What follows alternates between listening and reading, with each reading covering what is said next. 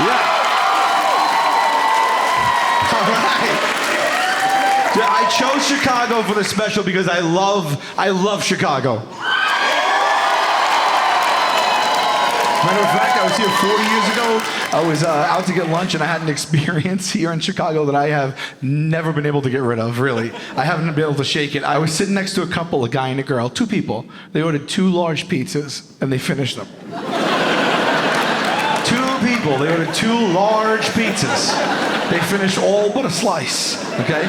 You ever sit next to people that are having a conversation, and you're listening, and what they're talking about, the words coming out of their mouth are so ridiculous that you feel in your heart that you have to butt in on behalf of society.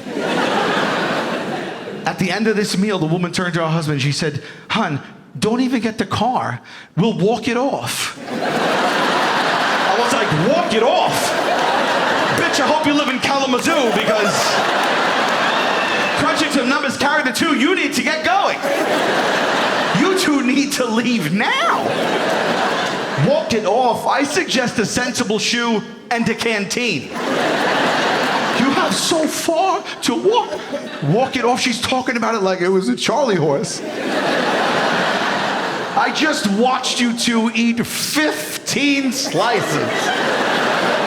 A serving is 1. I didn't say that. I didn't say any of that. I'll tell you what happened. I stayed quiet, finished my whole pizza.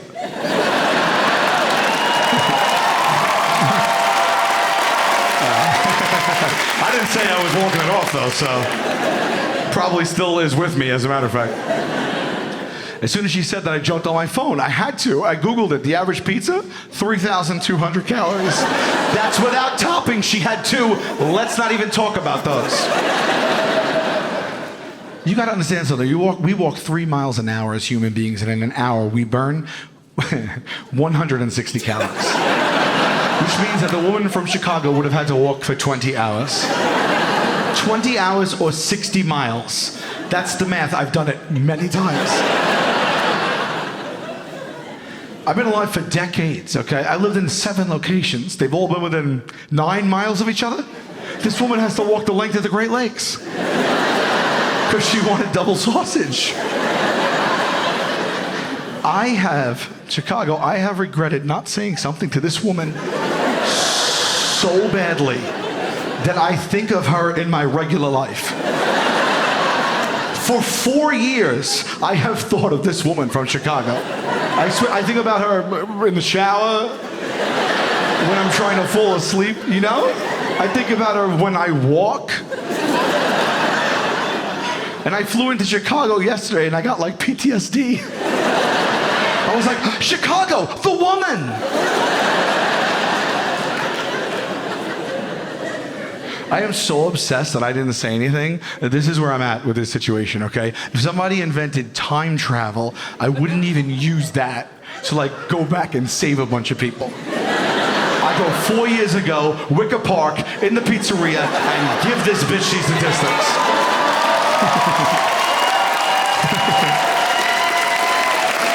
1:18 p.m. I kick the pizzeria door open. Excuse me, miss, I'm from the future. Are you prepared to walk until around this time tomorrow? No? Well, then everybody in the pizzeria thinks you're being very unreasonable. Then I turn to myself and be like, you 2, put it down. It doesn't come off. I should walk more things off. I don't walk. I don't go out. I don't leave my house anymore, okay? I turned 30 years old, November 2006, and that's where it fell off for me. This is how much I dread going out, seriously. Recently, it was my best friend Mike's birthday. We've been friends for 34 years. I still didn't want to go out. Just to get me through the night of my best friend's birthday, for the first time in my life, I took a 5-hour energy. You have experience? Yeah? This is how bad I didn't want to go out. This is how much I dreaded. I took 2 5-hour energies. No, yeah, I don't need to read the directions. Because I know that clearly means I get 10 consecutive hours of evenly distributed energy that should subside right around that last minute. I had 10 hours of energy the second I swallowed. I basically did cocaine with vitamin B12. I would have punched a child if one came across me. I would have punched a little boy right in his mouth and then asked him if he wanted to start a crypto business. That's how quickly I was out of my gourd, okay? I took 42,000% of the recommended daily allowance of vitamin B12. I was like, it's my birthday now. We went out, we drank heavy on top of that. It was time to come home. I am responsible. I took an Uber home, and the Uber was a 5-star ride, pristine. But when I got out of the Uber, I was so hopped up still on the energy and all the alcohol that I accidentally hit 1 star, and I hit submit. Let me finish. I'm neurotic as it is. He pulled away. I had a full meltdown. I was afraid I'd ruin this man's life. I was like, oh my God, this guy's gonna get fired from his Uber. I was thinking the worst. I was like, he probably has a baker's dozen worth of children. They all need braces, probably. I sat down at 4:15 in the morning on the stoop of a home that I didn't know who lived there. Wasn't me. And I swear to you, these words came out of my mouth. I went, oh my God, this guy's kids. And I realized at that moment, I'll go in the app. You can write to them if you have an issue. So that's what I did that night. I went into the app in that state of mind, in that condition, and I wrote to Uber to save this man and his children. I forgot about it. I found it in my phone 4 months later. I have the letter on me right now.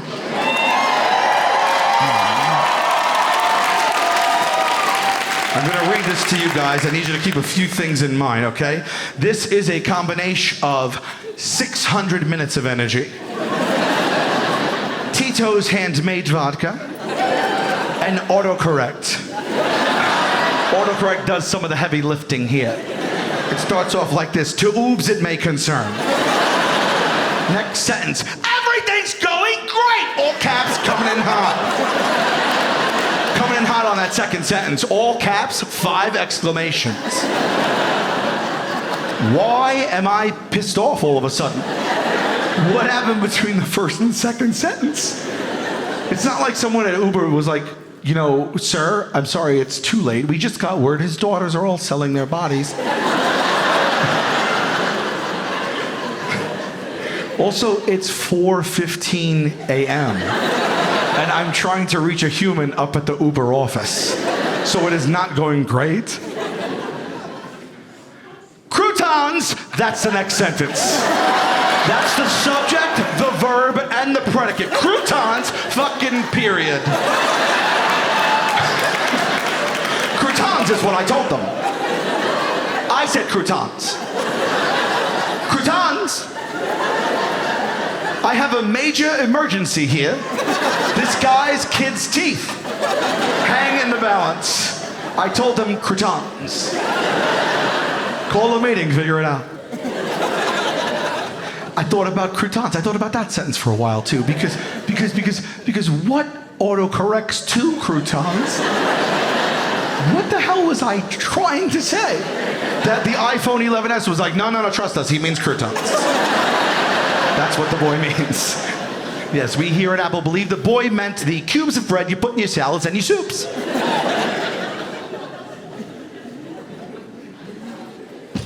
That's the end of the letter to Uber.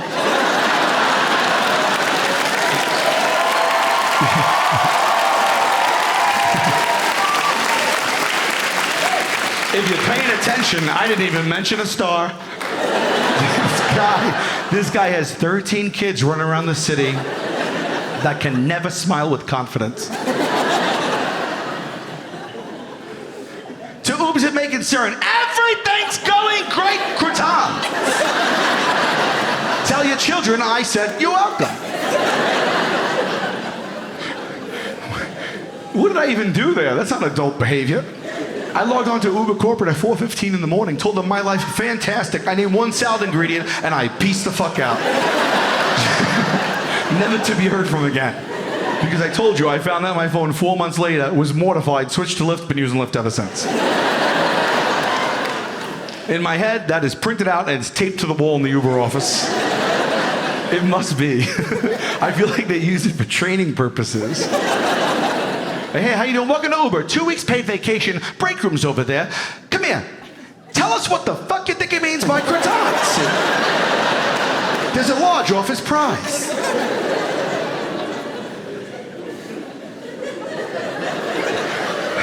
No, you laugh, but I could have helped those wonky-toothed little bastards. I failed. I live with that. I feel bad about it, okay? Because you have to, when you're in a situation where you could help children, you do it. Everyone knows that.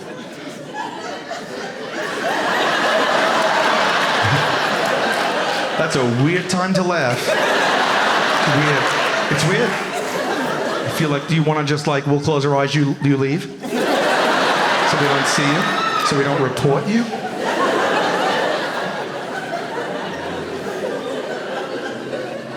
A couple of weeks ago, my young niece, she didn't feel well, and my sister took her temperature with a laser gun. Beep, you seen the laser gun? Beep, yeah, you seen it? Yeah. Where was that technology in the 70s?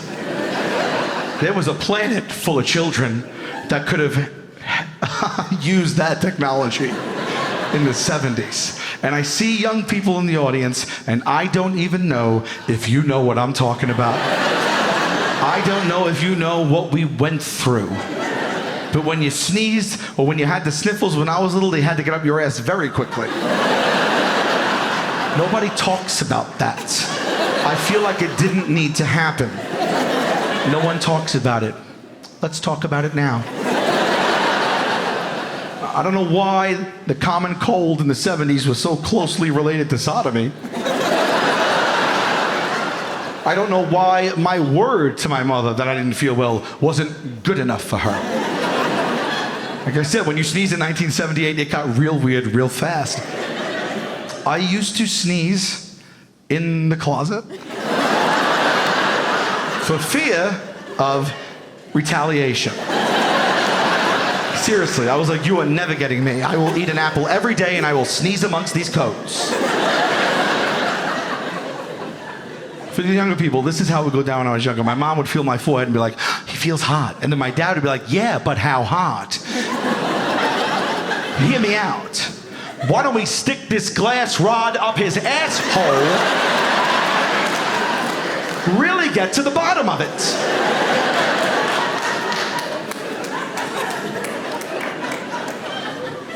At that point, you are doing more damage than the cold. Common cold goes away 2-3 days. Forced penetration sticks around.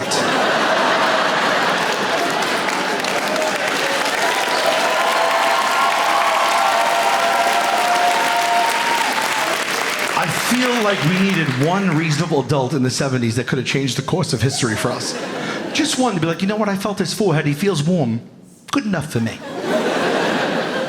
I swear to you, I felt like I had a gaggle of adults around me at all times, like, you need to penetrate this sick little boy now, or we'll never know if he needs a cough drop.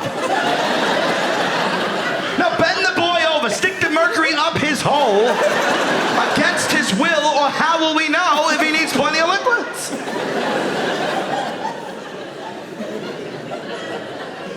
I know some of you are saying, what about under the tongue? No, I was one of 4, okay? I don't know who was reamed prior. You start with hole, you stick with hole. Under the tongue is no longer an option.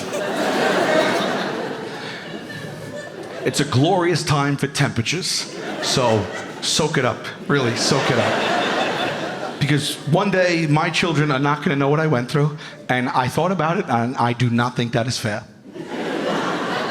So I will split the difference. I will take their temperature using the laser gun, but I will shove that up their fucking ass.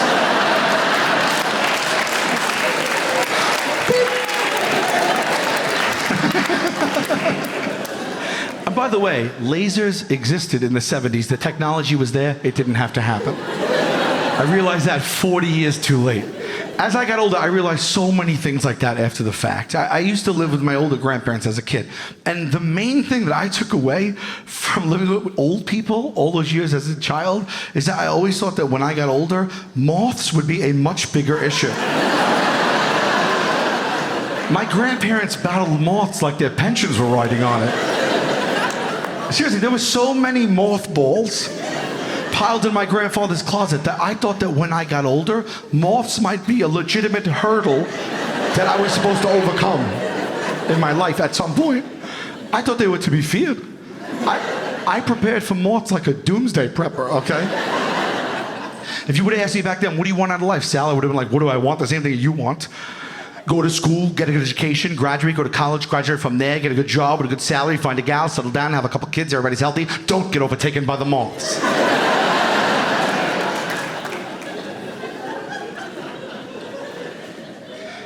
How much of a problem were moths that balls needed to be invented? What was going on before the balls? Mayhem? Just people roaming the streets, glazed look on their face, tattered clothing, like, don't go in there! It's a proper shit show and we don't yet have a solution.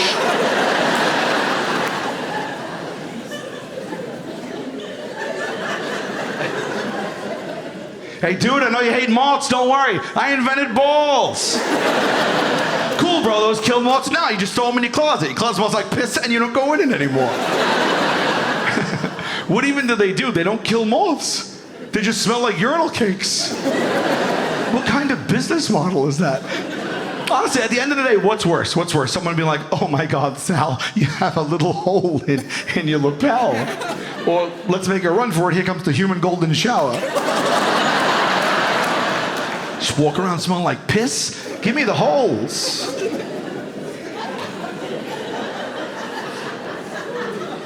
It also blows my mind that a moth's food of choice is a shirt. Did you ever think about this? They ate clothes. And here's where it gets tricky for me. Moths were around before clothes. So what did they eat then? And how god-awful was it that they were like, give me slacks? I know nothing of moths, but there was one moth to be like, yo, bro, I know you're chomping on that larvae that you love, but when you're done, give me a shot. I got something's gonna blow your balls off. It's called a polo.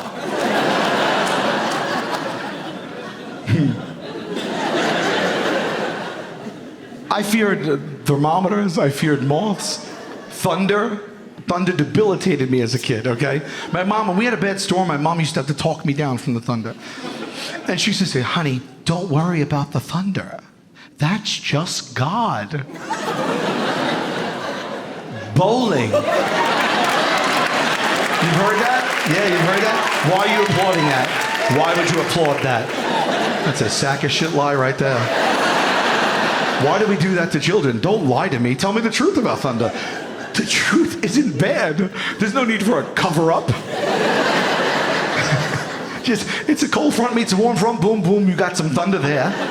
You tell me, you fill my head up with fables? You fill my head up with fables. You tell me it's God bowling. I took that information to school. I got my ass handed to me.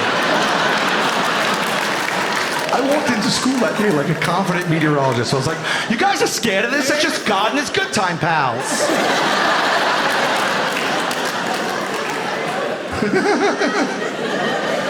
Tanya, calm down. That's just Jesus engaging in light recreation.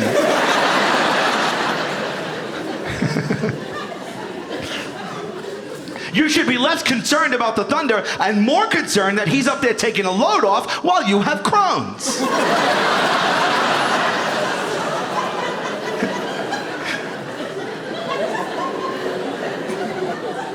I'm gonna shoot my kids straight. It's the only way to go. I think it's a terrible thing to do to lie to them. Imagine explaining thunder to children in less fortunate areas or countries even like that, like a third world country. That would be insane. Like, honey, I know you're scared right now. We're all scared. This is the likes of a storm we have never seen. And we are low on food and rations and medicines. And the village is washing away. And we haven't seen your sister in quite some time. But don't worry. That's just God. Fucking bowling.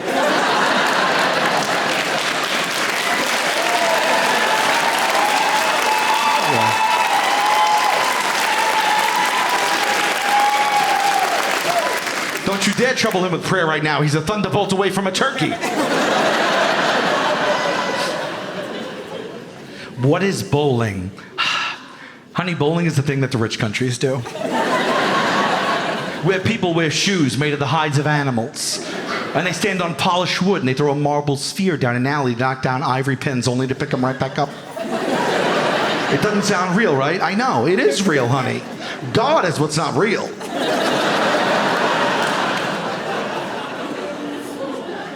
Oh, I knew that would split the audience.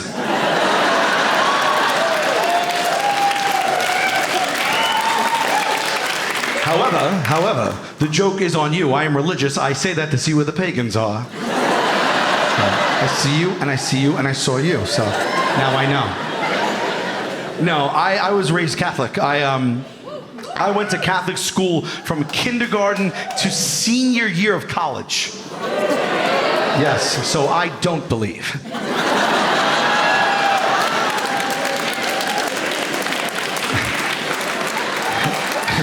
It's not anything profound. It's just that if you believe in heaven, you have to believe in hell. That's the yin yang. That's the rule they set up. I don't want to believe in hell, so I choose not to subscribe. God bowling. We will say anything to kids. We don't even care if it sounds believable in the least. The tooth fairy.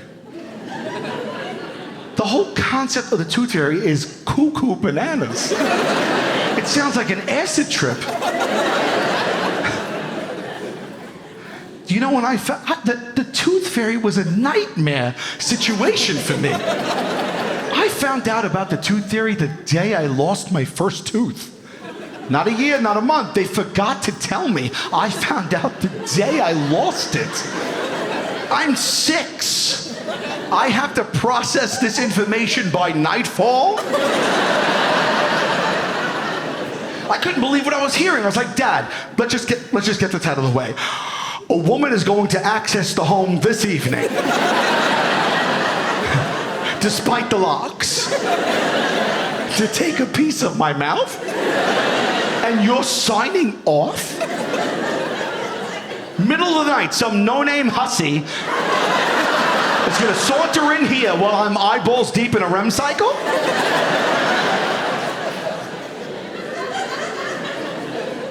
No name, by the way. No name. That's not a red flag. She only goes by her job title?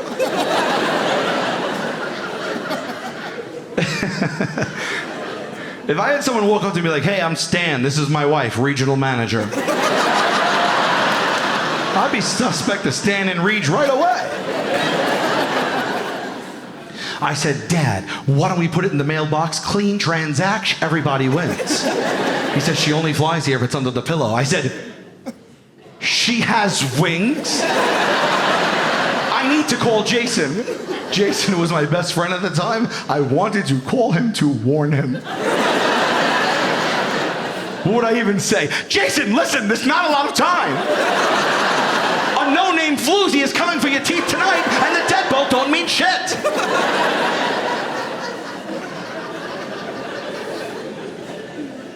I said, Dad, we don't know this woman. What if she's having a bad day? She comes in here and she starts taking other body parts. Like, what if she got up on the wrong side of her cocoon and she comes in and she's just like, she takes my kneecaps. Now I have no caps. Dad, now I have no caps. Are they baby caps? Will I get these caps back, Dad? How much will I get for these caps, Dad? I had extensive questions about the caps. He said, she'll give you $1. I said, $1? Why didn't you lead with that? I was 6. It was 1982. $1? I felt like Mark Cuban. I was like, I'm going to buy a Little League team with this money. I would have walked into the playground like, oh, yo, motherfuckers is getting gum today.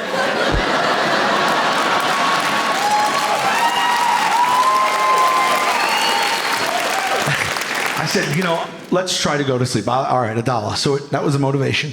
So I went to sleep, fell asleep eventually, and I woke up sometime in the middle of the night. And when I woke up, I was frozen, okay?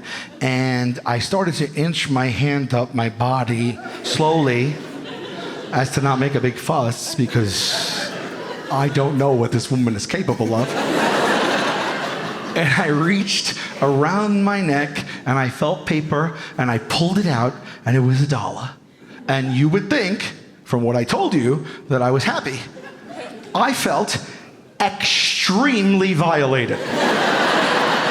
I immediately went, help! She's in the house! I heard my dad's footsteps like, he ran, he's like, what's the matter? I go, she's in the house! She may still be in this house!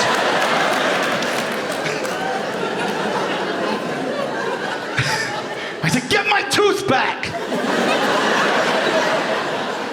He couldn't calm me down. Hysterics. He had to take me out of my bed at 2 a.m. He walked me down the hall to the kitchen, and he showed me. Right on the kitchen counter was an envelope. He opened it, and my tooth was in it. I believed in the tooth fairy for 4 hours. He still couldn't calm me down. And I'm like, no, I'm just crying, I'm flailing. He's like, look at me, stop. He's like, Sal, I just showed you the tooth. You're okay. I did that. I'm the tooth fairy. That's your tooth. You don't have to worry. You gotta understand something though. I was 6 years old. It was 2 a.m. and I was dealing with a lot of trauma. And I received that information not as there is no such thing as the tooth fairy. I thought that he was telling me that my father was the fairy.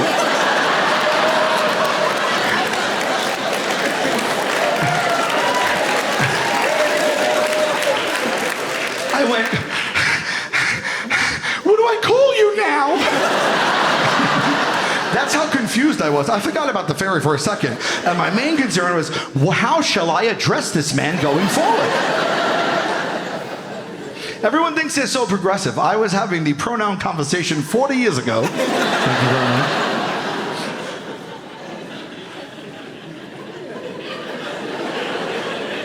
I know now he's not the fairy. He's one of our helpers. Everything rattled me as a kid, okay? I was born in 1976, and for most of 1987, I was terrified that the rhythm was gonna get me. You can talk amongst yourselves. You can explain it. I'll wait for you guys to just... If you don't know what I'm talking about, there was a smash hit song in 1987 called The Rhythm Is Gonna Get You. It was by Gloria Estefan and the Miami Sound Machine. It's a very aggressive song. And my sister used to have the cassette tape and she used to play it over and over and over. If you know the song, if you don't know it, if you haven't heard it, listen to it. Do me a favor as soon as you leave here tonight. And I want you to listen to the lyrics because the lyrics are horrifying for a child. This is how the song goes. At night, already scary. When you turn off all the lights, there's no place that you can hide. The rhythm is gonna get you. The first time I heard that, I was like, yeah! What the fuck did she just say?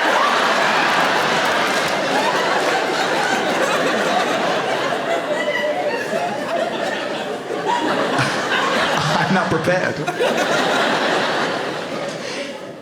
In bed, throw the covers on your head and pretend like like you are dead. The fucking rhythm's gonna get you.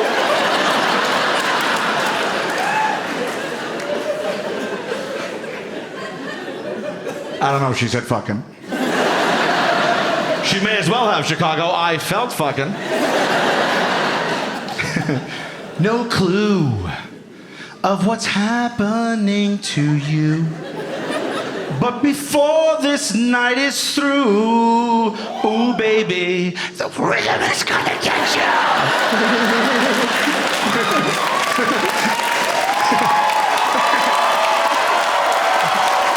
Thank you. All right. And then the song continues as if to taunt the child. Rhythm is gonna get you. Rhythm is gonna get you. Rhythm is gonna get you. The rhythm is gonna get you. I'm like, when is this happening? The song's like, tonight. I'm like, yo! Tonight! Like in a little while. Sundown. It's the rhythm here.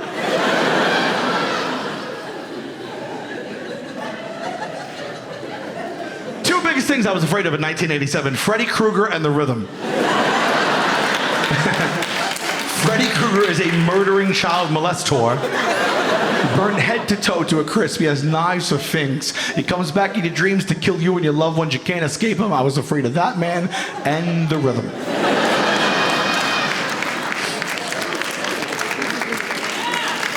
I used to kiss my mom goodnight when I was little, and for like 6 months in 1987, I'd be like, Mom, I love you. I hope you sleep well. Also, though, might tonight be the night that the rhythm gets into the house and gets me specifically. I give a shit about my sister. Fuck that bitch. She wants to play the tape over and over and summon the rhythm to our home. I was like, Rhythm, do me a favor. You come to our house, go down the hall, make a hard right. She's a toothless brunette underneath the Hello Kitty sheets with a death wish. I want no part of this. And again, Mom used to have to talk me down from it. And she used to tell me, honey, don't worry about the rhythm. It's not coming for you. It's coming for all of us.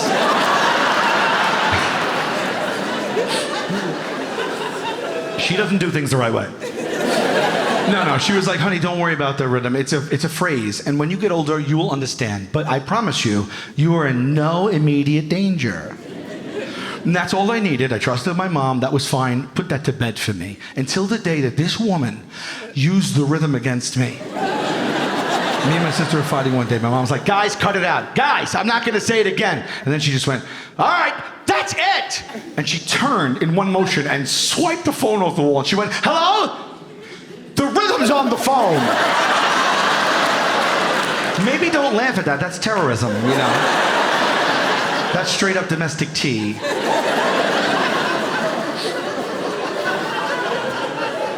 I was a smart ass when I was little, and I was like, how is the rhythm on the phone? The phone didn't ring. A couple of months later, we were fighting again, and we were getting into it, and my mom was like, guys, cut it out. And she said, guys, don't make me say it again. And then she went, okay, fine. Which I think is even scarier. She walked to the wall like she had all the time in the world. And she just picked up the phone, and she looked at me, and she dialed numbers, and she waited, and she went, hello? Yes, this is Adele. No, he has not listened to me today at all. Yeah, he's standing right here. Oh, sure, thank you so much. And she puts the phone to me. I took a deep breath, released some urine. I took a step toward the phone, put it in my hand, put it to my head. My hand was trembling like this. And I went, hello, who is this? And the voice on the other line said, this is the rhythm.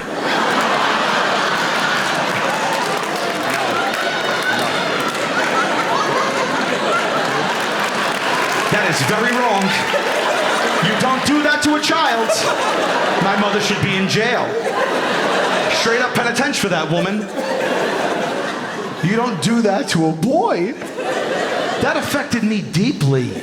How deeply? Happened when I was 11. I'm 47. It's a Saturday in Chicago, and we're talking about it. So.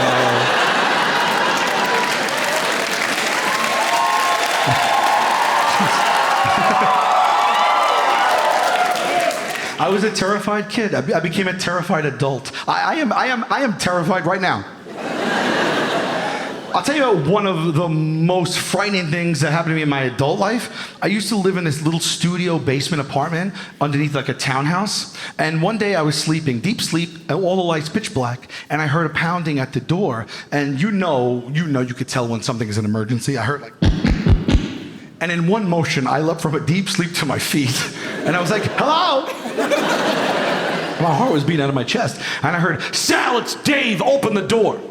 Dave was my landlord. He's the guy that lived upstairs from me at the time. And he was a big Irish dude. He was a New York City detective. And I stumbled in the dark to the door, and I cracked it open like this much, and the sun came in. I went, what's up? And he said, did you hear anything? And I said, no. And he goes, you didn't hear anything? And I said, no. What's up?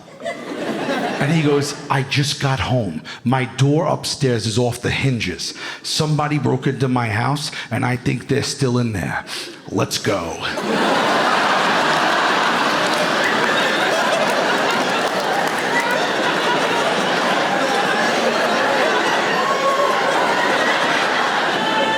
Let's go? I pay you. You're gonna drag me into this? You're a tenant? I'm a straight up civil. He didn't even wait for a response. He walked away. Like, I'm gonna help him. So I threw on my terry cloth bathrobe and my house slippers because I may be fighting a criminal in a few moments. And I went to the front of the house. I don't know why I went. I shouldn't have gone. And I get to the front, and sure enough, I see the front door hanging off the middle hinge only, and it was chilling. And for a moment, I was like, oh, we sure this isn't the Tooth Fairy? I don't want you to go in there and shoot my father. JK, he's just a helper, so. And was standing there, and I don't know what to do, and in that moment, he reaches into his jacket, and he pulls out a gun, and he cocked it. Now, I know that you guys are from here.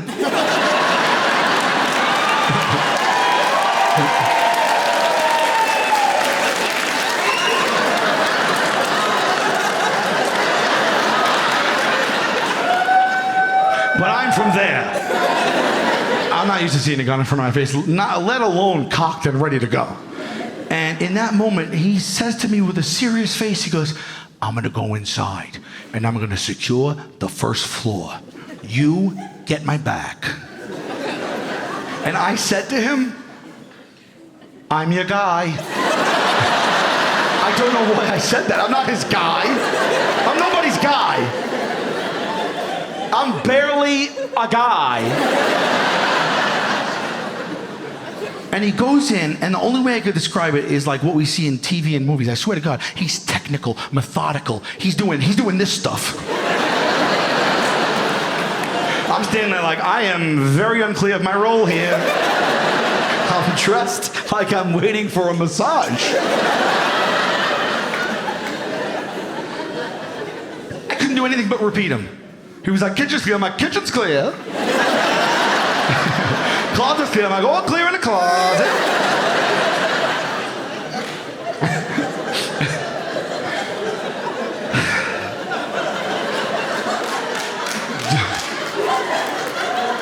He comes up to me and he goes, I've canvassed the first floor. We're good down here. Now you and I have to go upstairs. And I was just like, I'm still your guy. And we start to go up the steps, and look, it is tense, man. And he is stone-faced, okay? He's been in this situation before. He is ready to act, okay? He's going up the steps. He's trying not even to make a creak, not one creak in the steps, okay? I am right behind him. Head to toe South Park pajamas, terry cloth bathrobe. Again, I could only mimic him, so I'm just like, okay, I took my cues from him, so I'm just going up the stairs. It looked like an episode of Scooby-Doo. At one point, I swear to God, I even did this with my hand because I felt like I needed something. Maybe the robber would think I had a flesh pistol, I don't know. We get to the top of the steps, there's 3 doors up there. 2 were open. One was a half bath, not impressive.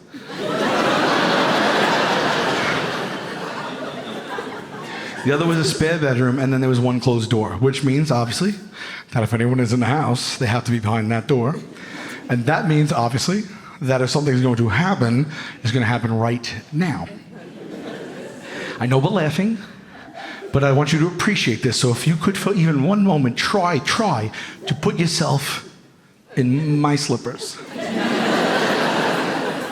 I have been awake for 70 seconds.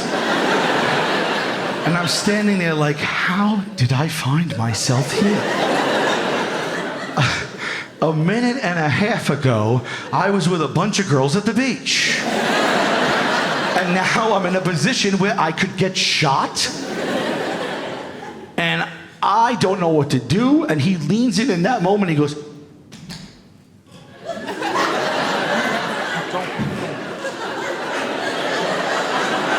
he starts doing hand signals, sign language, whatever you want to call it, but I was like, why would you believe that I could interpret this? Can we please go downstairs and tiptoe down there and whisper about it? And before I could communicate to him that I don't know what I'm supposed to do, he turned and he kicked his own door open.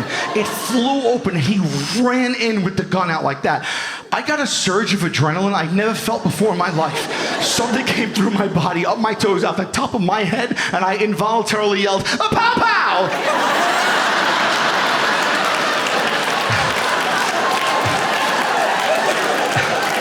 Pow pow, I said. I said pow pow.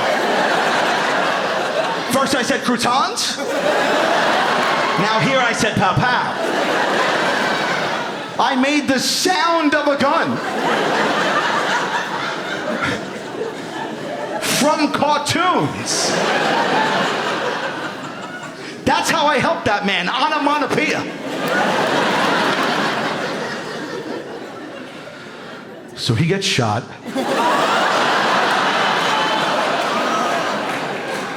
No. Can you imagine? He gets shot, I'm like,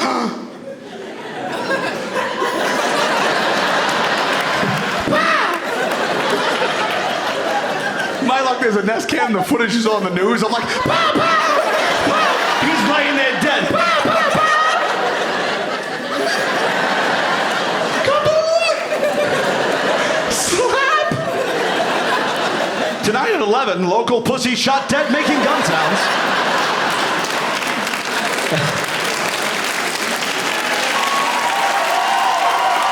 Thanks, guys.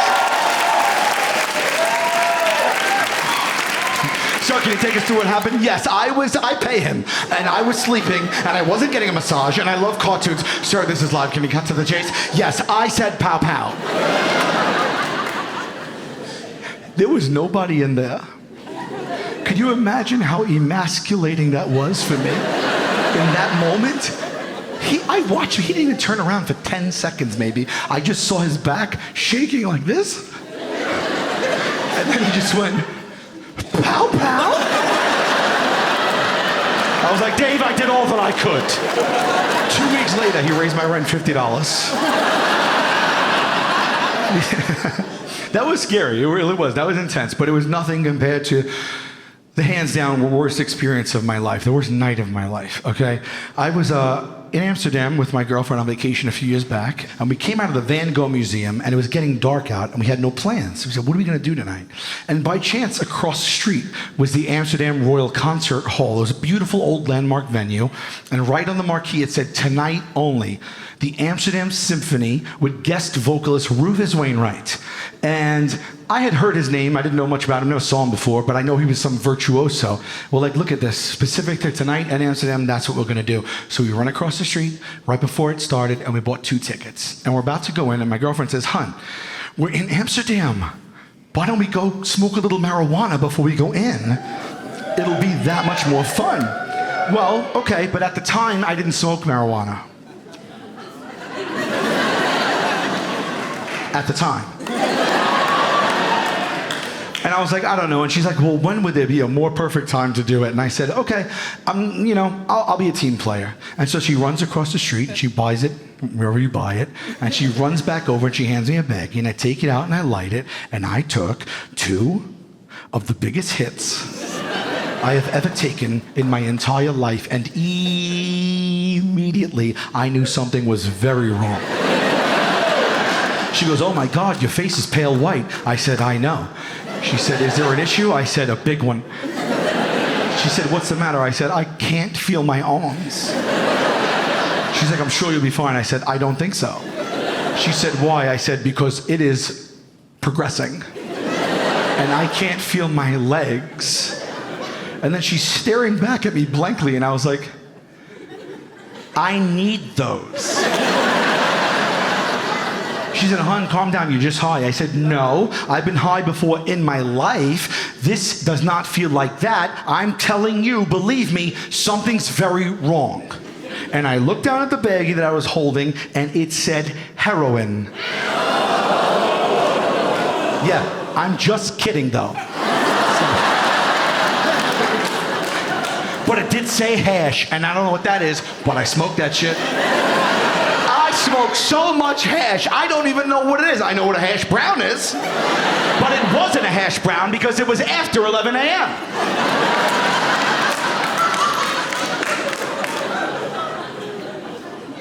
She said, "I think we should go inside." I said, "Really? I think we should book a flight and fly home tonight." She said, "No, why don't we go inside?" I said, "I don't think this is a good idea any longer. I am very unsettled." She said, "Hun, you're with me, okay? I'll make sure you're okay. You're just high. I'll take care of you, I promise. Let's go inside." And then she took my hand like she was my sponsor. And she led me in, and I was just... no control over any of these, right? We get inside, we're in a vestibule. They handed out hot wine in there, hot wine. I never heard of hot wine before. I slammed 2. Slammed 2. She's not looking out for me, this woman. 10 feet away is the door to the actual theater. We walk in there, I look up, I go, "Oh, we made a mistake." It is gorgeous in there. There is crystal chandeliers, everything is gold leaf, the seats were velvet. It was 1,700 seats. Everybody in there was in a tux and a gown. Your boy was in shorts, flip-flops, and a fanny pack. I was a tourist that day, you know? And I was like, I can't do this, I'm mortified. And she was like, "Babe, when the lights go down and we're sitting in our seats, nobody's gonna notice. I think we should go sit down." And I said, "Really?" "Because I think we should book a flight and fly home tonight." And I just take her hand and I go to my seat and I'm like, excuse. And I get to my seat and I turn, and the second my ass hit the velvet, I went, "We need to leave now." I want to explain something to you guys. This is hands down the scariest, worst experience of my entire life. No, nothing was funny about it. I have trauma from this, okay? The only way I could explain to you how I felt was that I felt like I was having a million thoughts at a time. I couldn't process any of it. I didn't understand what was real or not. And I felt like I was going crazy and drowning and suffocating in my own thoughts. So laugh it up. And you just understand this. Every single thing that I said to my girlfriend, in my heart of hearts, I believed. So I turned to her and I said, "We need to leave now." And she said, "Why?" And I said, "Because everybody in here is trying to kill me." She said, "Huh?" I said, "Everybody in here wants me dead." She starts laughing. Do you know how infuriating it is when you think that 1,700 people are targeting you and the one person you're with is having a chuckle? I was was like, why are you laughing? She said, because it's funny. I said, it's funny. I said, you know what? I'm telling you as a courtesy. In a couple of seconds, I'm going to stand up. I'm going to scream at the top of my peak physical ability, and I am going to run away, okay? I'm telling you as a courtesy. I kept saying that to her over and over. I'm telling you as a courtesy. Like I'm some great guy. She goes, you're not gonna do that. I go, yes, I am. And I'll tell you another thing. A woman in a wheelchair has situated herself in the aisle we just came down. She's blocking it. And I'm not gonna die. So if I have to get past her and I can't, something may happen between me and her. She said, what? I said, well, it's either her or me. She said, no, it's not. You're not going to touch that woman. I said, yes, I am. And I leaned in for dramatic effect, I guess, and I went, and I've already made peace with it. Yeah. And in that moment, the lights went down, the symphony came out with Rufus, and they started the concert, and I was stuck there, okay? And I don't know if you've ever heard him sing before. This was my first time hearing him. His voice was otherworldly. It was like angelic. It really was something special that I hadn't heard before. And so immediately I started, to cry hard. And as I'm crying, I feel my throat start to close up. It starts to constrict, it's getting very coarse, and it started to hurt, and I couldn't swallow. My tongue felt like sandpaper. It was really scary. I had no moisture in my inside. And I turned to her and I went, they poisoned me. She said, what? I said, they poisoned me. She's like, who do you think poisoned you? I said, these people. She said, how do you think these people poisoned you? I said, the hot wine. She said, babe, I had the hot wine. I said,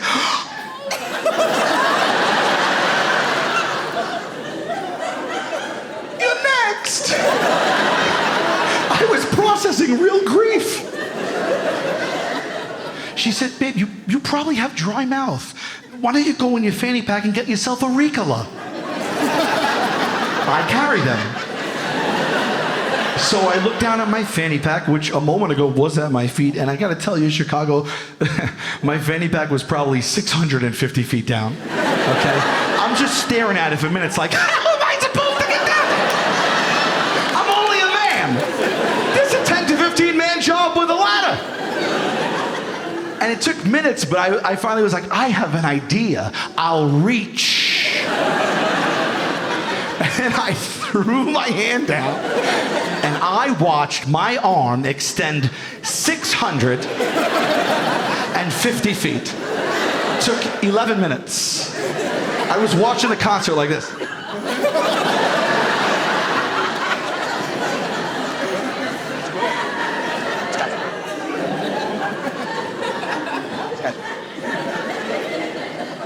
Finally, I get down there. I grasp it. Now I got to come back up.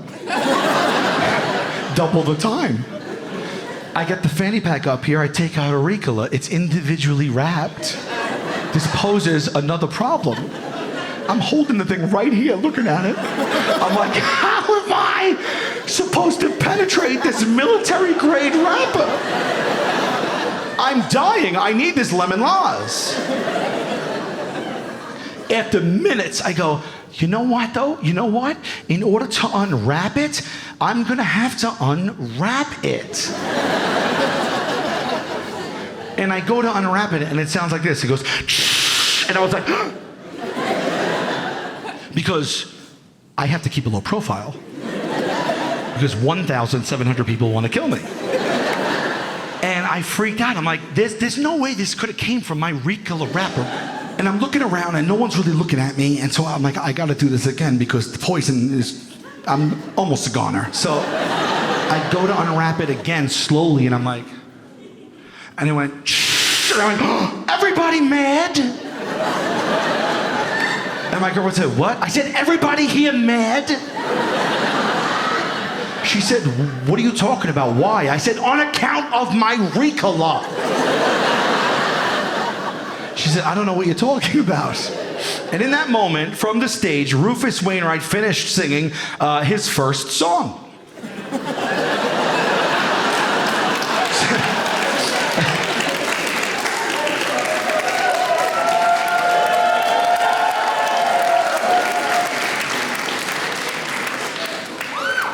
So it's been about 4 minutes. And he addresses the audience for the very first time with his non-singing voice. And he goes like this. Hello, Amsterdam! And I was like, what is going on? His singing voice didn't match his regular voice, and I did not have the mental capacity or fortitude to understand that in that moment. And I freaked out. I turned to the old man next to me, had white hair, a blue tux. I went, oh, is he gay? He is gay. He's a famous out gay man. Everybody in the theater knew that, but me, the old man, knew it. And so he shot me a look like I was a lunatic, and it freaked me out. I went, what? What? Am I gay? I asked the old man if I was gay. And I know, some of you are like, you didn't ask him if you were gay. Yes, I fucking did. I smoked hash. I promise you, Chicago, in that moment, I did not know who gay. And as I'm asking him, in my head, I look to the stage, and Rufus Wainwright went, Ricola. And I turned to my girlfriend and I go, that must be a code word. We have to leave now. And she's like, it's the first song. I'm not leaving. And I was like, I will always love you. Excuse. And I get to the aisle and I see that woman in the wheelchair and I start running to her and I know I'm not going to get past her. So right before I magically pumped the brakes and I went, move! And she went, huh? And I went, huh? And then I threw my Ricola at her. I hit her right off the left tit. With a Ricola. I hit the woman in the wheelchair right off the LT with the R. I burst through the doors of the theater. I'm outside hyperventilating. I'm like, 30 seconds later, my girlfriend comes out. I said, take me to the hospital. She said, calm down. I said, no, I told you I was very unsettled. She said, hun, calm down. Take this water and drink it. Let the cold air hit your face for 2 minutes. If you still feel this way in 2 minutes, I promise you, it's on me, and I will take you to the hospital, okay? And I said, fine. She said, why don't you go in your fanny pack and get yourself a Ricola?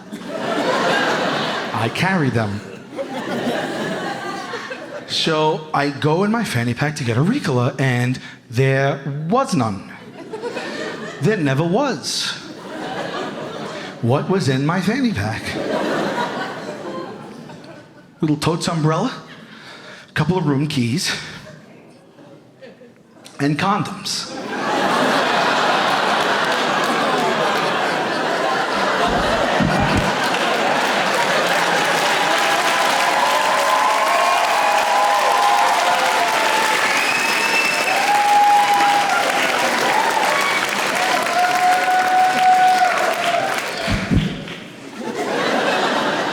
Fine, Chicago, fine. But you all understand that this means that odds are high that I threw a condom at the woman in the wheelchair. I was feverishly trying to open a condom during this man's performance while asking the old man next to me, sir, who is gay? Am I gay? Is he gay? I need to know right away, who is gay?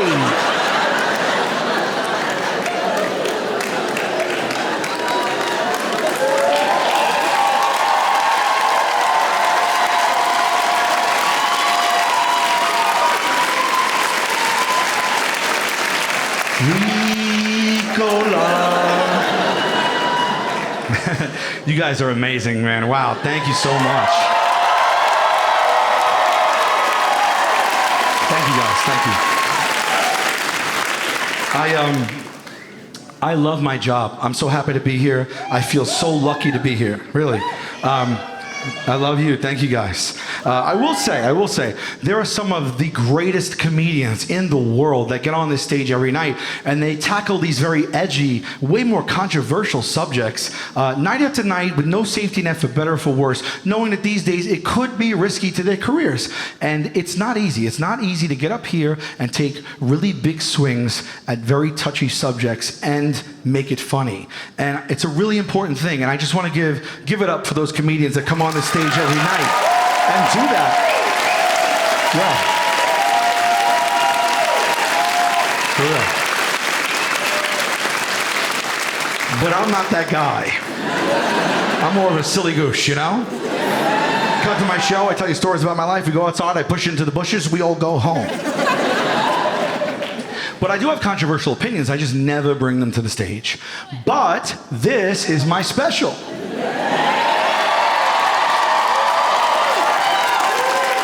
And even more so, this is Chicago. And I couldn't ask for more from you guys, so if you guys are cool with it, if you're cool with it, I'd like to get into some serious shit right now. Yeah? Yes? Yes? All right, let me just say this. This is not in my wheelhouse, so I have to preface it with this. If I say something that offends one of you and you feel you need to leave, leave. And I do not say that contentiously. I say it genuinely, supportively. I would do the same. You shouldn't listen to anything you don't want to. I respect it. I promise you, I would even help you get your money back. But all I'm saying is, if somebody else is enjoying it, let's not police each other and tell each other what we can and can't enjoy. Is that fair, Chicago?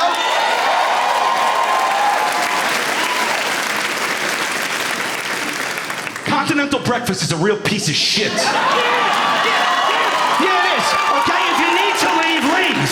Okay, because it's way more continental than it is breakfast. And I don't even know what continental means, but it has never not failed to disappoint me. You ever check into a hotel, they're like, there's free breakfast down here in the morning. I'm like, oh my God, yes. They're like, it's continental. I'm like, I hope you and your family get into a car accident.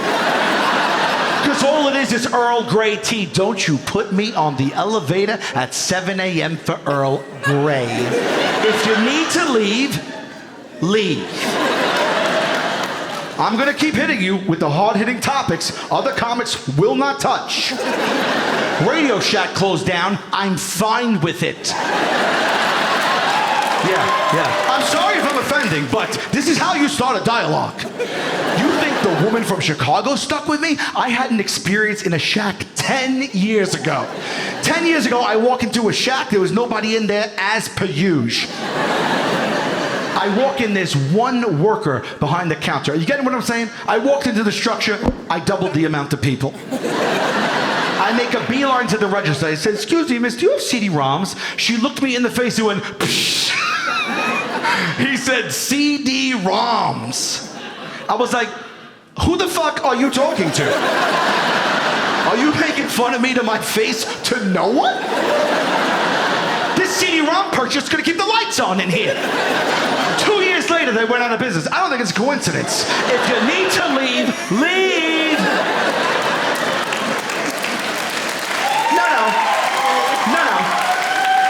No, I'm just getting warmed up. I got a bone to pick with all of you. Yeah, you thought you were safe? You're not. Because you're all guilty of something, and I really have had enough of it, okay?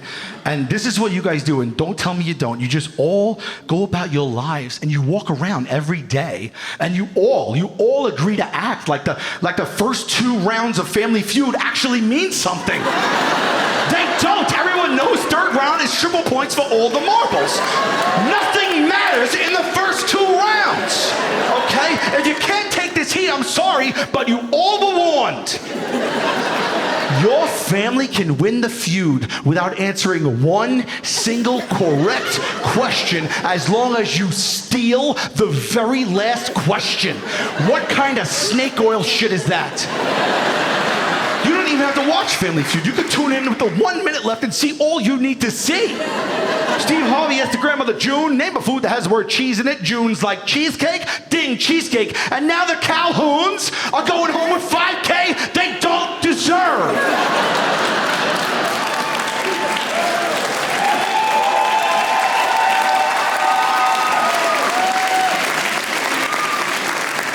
Yes, The grandmother's name is June Calhoun. Get over it. Would anyone like their money back? Suck it, I lied. Yeah, I will get them. Thank you so much. I'll tell you another thing I don't like about Family Feud. The celebration by these families at the end of the fast money round, it doesn't match the winnings. The families need to tone down the showboating right away. We got game shows giving away millions. This damn show has been the same prize for 23 years. I looked it up. It's $20,000. Split amongst 5 grown adults. Taxed. Let's hotel and airfare. These families are coming on the Feud. They're dominating. Everybody's losing a few $100s. Women are up there kicking their heels off. Guys are flicking each other in the nuts. Steve Harvey's doing the Dougie for $1,900.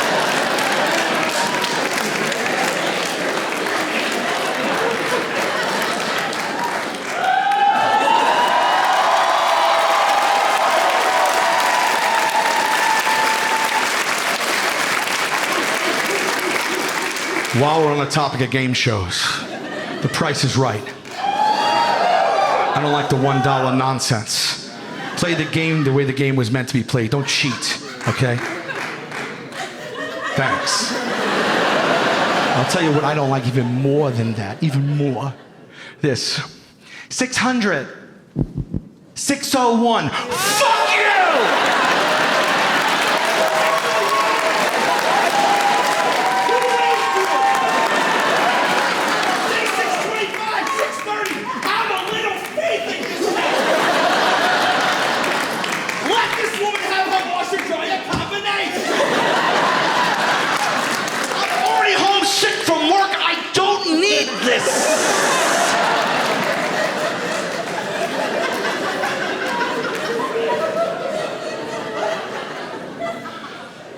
I want to make a pact with you right now. I want to bond all of us in this room right now, okay? And I'm dead serious. I am dead serious, okay? Listen to me. Because I'm looking at you guys right in your face. I see all of you. I see you. I'm looking you right in the balls. There is enough of us in here that odds are maybe one day Jesus blesses one of us and we become a contestant on The Price is Right. If one of you ever becomes a contestant on The Price is Right and somebody 601 someone, you fucking 602 that person! Thank you, Chicago! I love you! Thank you so much! Thank you, guys! Thank you, I will always remember that.